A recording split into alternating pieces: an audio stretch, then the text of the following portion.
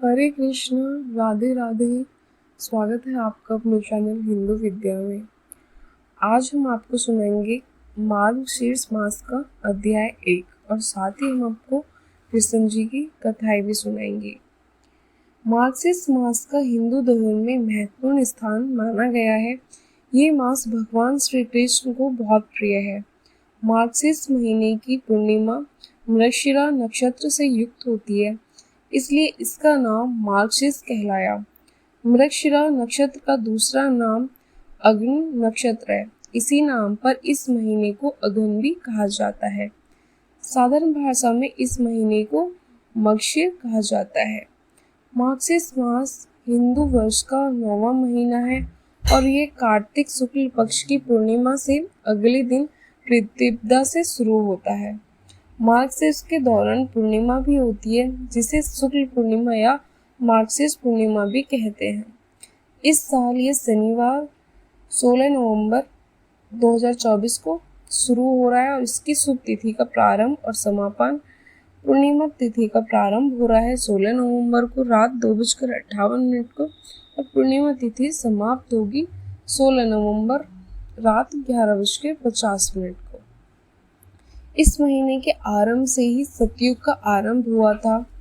मान्यता यह है कि इसी माह में भगवान श्री राम जी और भगवान शिव का विवाह संपन्न हुआ था। भगवान श्री कृष्ण ने मार्गशीर्ष मास के बारे में कहा था कि ये मास उनका ही स्वरूप है और उनको ये मास बहुत अधिक प्रिय है। उन्होंने ये भी कहा कि जो मनुष्य सुबह जल्दी उठकर मार्गशीर्ष मास में स्नान ध्यान करेंगे उससे मैं प्रसन्न रहूंगा। इसलिए इस मास में श्री कृष्ण जी की पूजा आराधना ध्यान करने से मनुष्य के सभी मनोरथ पूरे होते हैं। इस महीने सुबह जल्दी उठकर स्नान अथवा पूजन अर्चना करने का विधान है। इसके पश्चात भगवान के मंत्र ओम नमो भगवते वासुदेवाय नमः मंत्र का जाप करें। स्नान करते समय ये अति उत्तम माना गया है। इस महीने में दान करना अच्छा माना गया है। सर्दी का मौसम है, इसलिए ऊनी कपड़े, कंबल, आसन आदि दान करना अच्छा होता है। इस मास की पूर्णिमा तिथि भी बहुत महत्वपूर्ण मानी जाती है। ये भगवान विष्णु को समर्पित है, इसलिए इस दिन उनकी नारायण रूप में पूजा की जाती है। इसके साथ ही व्रत रखकर भगवान विष्णु का ध्यान किया जाता है। कृष्ण ने खुद गीता की 10वें अध्याय के 35वें श्लोक में किया है। ब्रह्म साम तथा सामान्य गायत्री छंद साम मंत्र माशन मार्गशीर्ष कुसुमाकरण अर्थात गायन करना योग्य स्तुतियों में ब्रह्म साम और छंदों में गायत्री छंदों तथा महीनों में मार्गशीर्ष और ऋतुओं में बसंत हो। सतयुग में देवों ने वर्ष का आरंभ मार्गशीर्ष कृष्ण पक्ष की प्रतिपदा तिथि से ही किया था। साथ ही ऋषि काश्यप ने भी इसी महीने में कश्मीर की स्थापना की थी। मार्गशीर्ष मास के दौरान यमुना नदी में स्नान दान का बड़ा ही महत्व है। मार्गशीर्ष महीने के दौरान यमुना नदी में स्नान करने से भगवान सहज ही प्राप्त होते हैं। परंतु जो लोग जीवन में भगवान का आशीर्वाद बनाए रखना चाहते हैं, जो हर संकट से छुटकारा पाना चाहते हैं, उन्हें मार्गशीर्ष मास के दौरान कम से कम एक बार यमुना नदी में स्नान करना अवश्य जाना चाहिए। लेकिन जिन लोगों के लिए ऐसा करना संभव नहीं है, वो लोग घर पर ही अपने स्नान के पानी में थोड़ा सा पवित्र जल मिलाकर स्नान कर ले। इस महीने में सांवले शलों ने भगवान श्री कृष्ण की उपासना करना और पवित्र नदियों तथा तट सरोवर में स्नान करना विशेष सुखदायी होता है। अगर आप संतान की चाह रखते हैं तो कृष्ण की आराधना करने मात्र से आपको संतान प्राप्ति का वरदान बहुत सरलता से प्राप्त हो जाएगा। मार्गशीर्ष मास में कीर्तन करना तथा शास्त्रों का पाठ करने से अमोघ फल प्राप्त होते हैं। इस महीने में किए गए हर तरह के मंगल कार्य विशेष फलदायी होते हैं। इस महीने पूरे मन से श्री कृष्ण की आराधना करने से चंद्रमा से अमृत तत्वों की प्राप्ति होती है। इस महीने में कृष्ण मंत्र, आरती, 40 श्लोक, स्तुति आदि का पाठ विशेष फलदायी माना जाता है। इस महीने में गौ सेवा अवश्य करनी चाहिए। गायों की सेवा और उनका उचित देखरेख करने से भगवान श्री कृष्ण प्रसन्न होते हैं। इस महीने में गाय के शुद्ध घी का दिया कृष्ण मंदिर में अवश्य जलाना चाहिए। इसके अलावा श्री कृष्ण को अपना बनाने और उनकी कृपा पाने के लिए प्रेम की साधना ही पर्याप्त है। इस महीने में अगर आप पूरे प्रेम भाव से श्री कृष्ण को पुकारेंगे तो निश्चित ही आपको इस मास का उचित फल मिलेगा। स्कंद पुराण के अनुसार श्री कृष्ण और राधा की कृपा पाने वाले मनुष्य को मार्गशीर्ष मास में व्रत, उपवास व निरंतर भजन कीर्तन आदि करते रहना चाहिए। इसके साथ ही शाम के समय यानी कि संध्या काल में श्री कृष्ण और राधा की आराधना के साथ साथ विष्णु जी और शिव जी के भजन कीर्तन भी अवश्य करने चाहिए। इन दिनों प्रतिदिन गीता का पाठ अवश्य करना चाहिए। इस पूरे महीने भर में मनुष्य पूरे विधि विधान से श्री कृष्ण जी का ध्यान, जप, तप, व्रत, उपवास आदि करें और समस्त मनोकामनाओं को पूर्ण करें। इसके साथ ही इस महीने तेल मालिश करना शुभ फलदायक माना जाता है। इस महीने कुछ वस्तुओं का प्रयोग करने से शास्त्रों में मनाही है। इस माह में जीरा खाने की मनाही है। अंत महीने भर जीरा नहीं खाना चाहिए तथा वसायुक्त भोजन भी नहीं करना चाहिए। मार्गशीर्ष मास में भगवान श्री कृष्ण के बाल स्वरूप की कथा का श्रवण किया जाता है। इसमें माता यशोदा के जीवन को दर्शाया जाता है। तो चलिए अब मैं सुनाती हूँ आपको सबसे पहले गणेश जी की कथा। त्रेता युग में एक राजा हुआ करते थे जो बहुत ही धर्मात्मा थे। उनका नाम दशरथ था। राजा दशरथ की राजधानी का नाम अयोध्या था। एक बार राजा दशरथ शिकार खेलने निकले तो उनका शब्दभेदी बाण एक ऋषि पुत्र को जा लगा जो सरायों में से अपने अंधे माता पिता के लिए जल लेने के लिए आया था। ऋषि पुत्र का नाम श्रवण कुमार हुआ करता था। बाण के लगते ही श्रवण कुमार मूर्छित हो गया। राजा ने जब उसकी चित्कार सुनी और उसके पास पहुंचे तो उसने पूरी बात सुनकर राजा दशरथ से अपने माता पिता को पानी पिला देने की प्रार्थना की और इसके साथ ही उसके प्राण निकल गए। राजा दशरथ श्रवण कुमार के अंधे माता पिता के पास पहुंचे और उन्हें पानी पिलाकर उनकी सारी घटना के बारे में बताया, जिसको सुनकर श्रवण कुमार के अंधे माता पिता ने राजा को श्राप दिया कि हे राजन, जिस प्रकार मैं अपने पुत्र के शोक से मर रहा हूँ, इसी प्रकार तुम्हारी मृत्यु भी अपने पुत्र के शोक में ही होगी। इसके बाद राजा दशरथ ने पुत्र प्राप्ति के लिए यज्ञ किए और उनके यहाँ भगवान श्री राम ने पुत्र के रूप में जन्म लिया। जब श्री राम का वनवास हुआ और माता सीता का हरण हो गया तो रावण से युद्ध करते हुए जटायु की मृत्यु हो गई। जटायु के भाई संपाति ने श्री राम को बताया कि सीता माता रावण की अशोक वाटिका में है। संपाति ने कहा कि यदि हनुमान जी गणेश जी की कृपा प्राप्त कर लें तो सीता माता का पता लगा जा सकता है। तब भगवान श्री राम की आज्ञा पाकर हनुमान जी ने गणेश जी का व्रत किया और बिना एक पल की देर लगाए समुद्र लांघकर लंका पहुंच गए और सीता माता के दर्शन करके श्री राम के कुशल मंगल का समाचार उनको कह सुनाया। इसके बाद भगवान श्री राम ने लंका पर विजय प्राप्त कर सीता माता को वहां से मुक्त कराया। आज से अगन मास की शुरुआत हो रही है और आज ही शनिवार का दिन है। तो मैं आपको शनि महाराज और कृष्ण जी के बीच का रिश्ता बताती हूँ। कहा जाता है कि शनि देव भी भगवान श्री कृष्ण के भक्त हैं। वे हर समय अपने देवता के विचार में डूबे रहते हैं। जब भगवान श्री कृष्ण का जन्म हुआ था तब सभी देवी देवता नंदगांव आए हुए थे। यहाँ शनि देव भी पहुंचे थे, लेकिन कृष्ण की माता यशोदा ने शनि देव को घर के भीतर प्रवेश करने की अनुमति नहीं दी। इसका कारण यही था कि शनि की भूत दृष्टि से कहीं उनका बालक काला न पड़ जाए और इससे उसे किसी तरह की क्षति ना पहुंचे।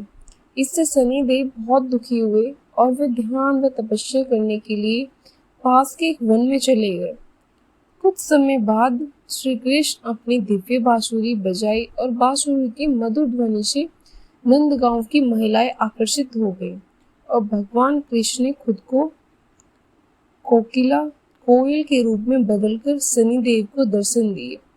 भगवान कृष्ण शनिदेव के सामने प्रकट होकर उनसे तपस्या का कारण पूछने लगे।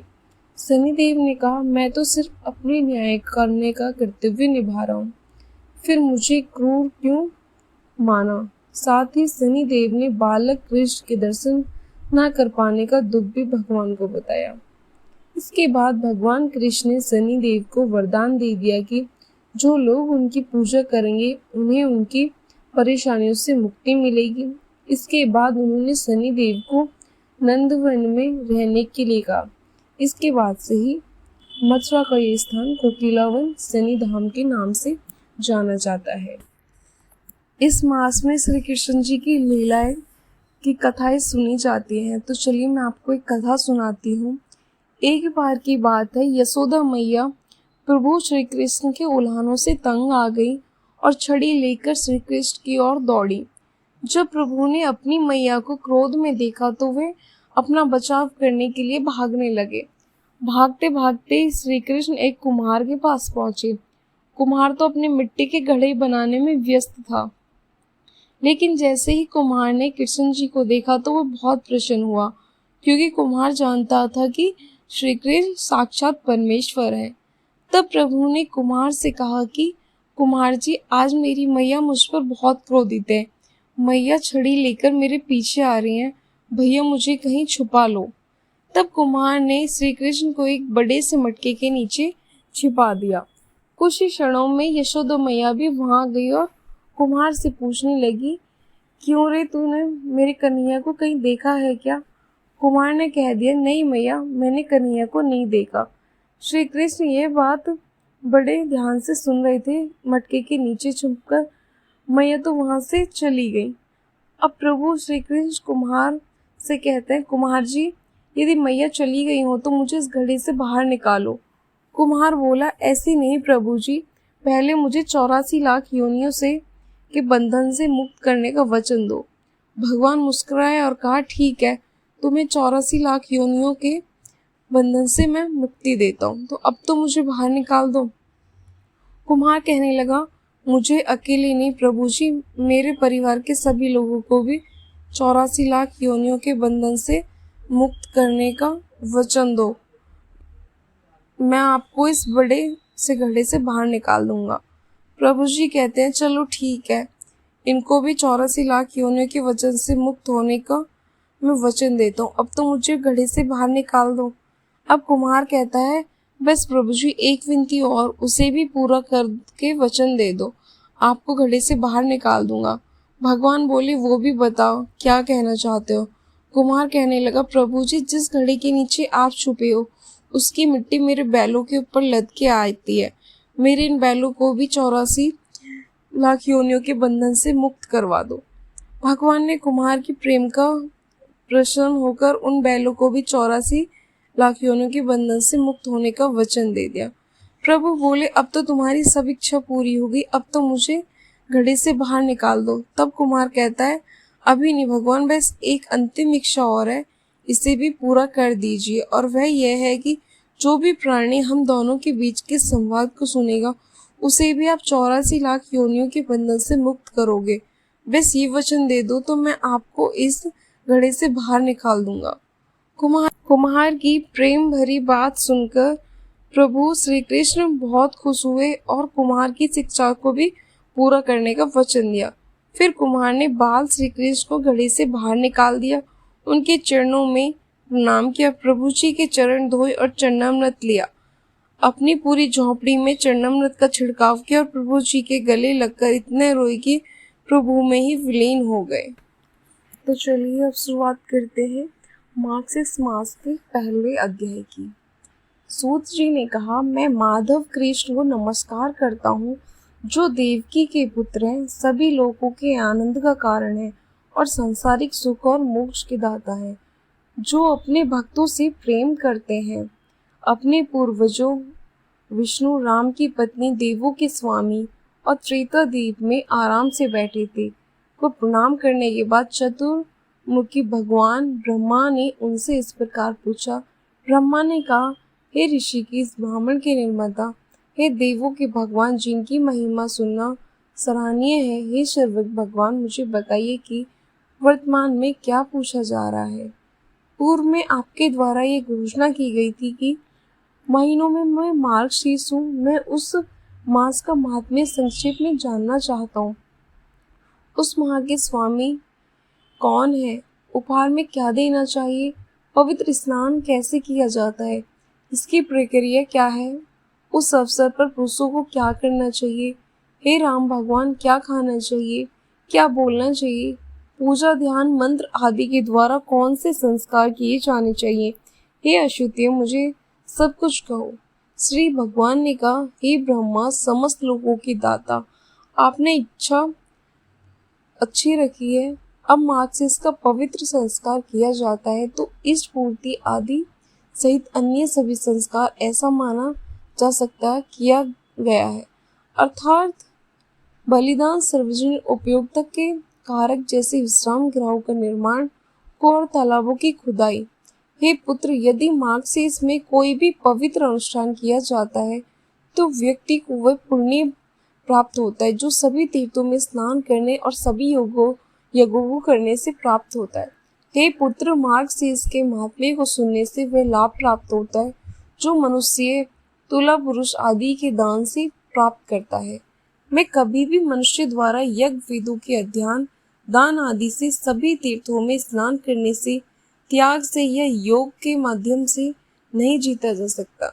अन्य महीनों में मैं पवित्र स्नान, दान, पूजा, ध्यान, मौन, व्रत, जप और अन्य चीजों से मार्गशीर्ष महीने की तरह आसानी से नहीं जीता जा सकता। एक रहस्य उजागर हो गया। ये सोचकर कि यह मुझे प्राप्त करने का साधन है, देवताओं ने अन्य धर्मों आदि की रचना की है और इस प्रकार मार्गशीर्ष को स्वर्ग के निवासियों देवताओं द्वारा एक अच्छी तरह से संरक्षित रहस्य बना दिया गया है। मार्गशीर्ष वह महीना है जो मुझे प्राप्त करने के लिए अनुकूल है। इसमें अवश्य उन पुण्य कर्म करने वाले द्वारा पवित्र अनुष्ठान किया जाना चाहिए जो मेरे प्रति समर्पित है। भारत के क्षेत्र में जो लोग मार्गशीर्ष में पवित्र संस्कार नहीं करते उन्हें पापी के रूप में जाना चाहिए। वे कलयुग से भ्रमित है।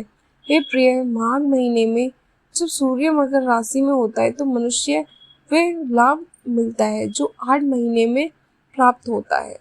वैशाख माह में 100 गुना माघ का पुण्य प्राप्त होता है। सूर्य के तुला राशि में होने पर हजारों गुना पुण्य प्राप्त होता है। सूर्य वृश्चिक राशि में हो तो करोड़ों गुना पुण्य प्राप्त होता है। इसलिए मार्गशीर्ष में मैं सभी में श्रेष्ठ हूँ, इसलिए मैं इसे हमेशा पसंद करता हूँ। यदि कोई मनुष्य भोर से उठकर विधि से के अनुसार विधि पूर्वक पवित्र स्नान करे तो मेरे पुत्र मैं उसे प्रसन्न होता हूँ और अपना प्राण भी उसे दे देता हूँ।